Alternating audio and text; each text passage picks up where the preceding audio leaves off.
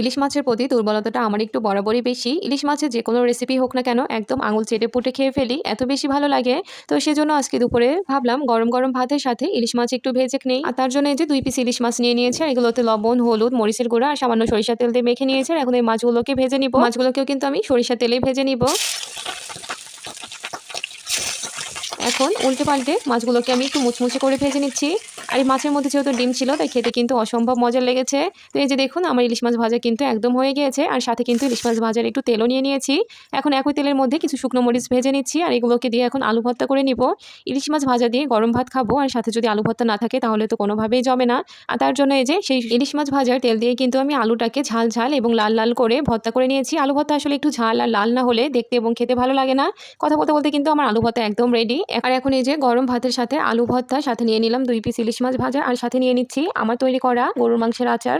তো এই ছিল আজকে দুপুরের খাবার। খাবারগুলো কেমন লেগেছে অবশ্যই কমেন্ট করে জানাতে ভুলবেন না।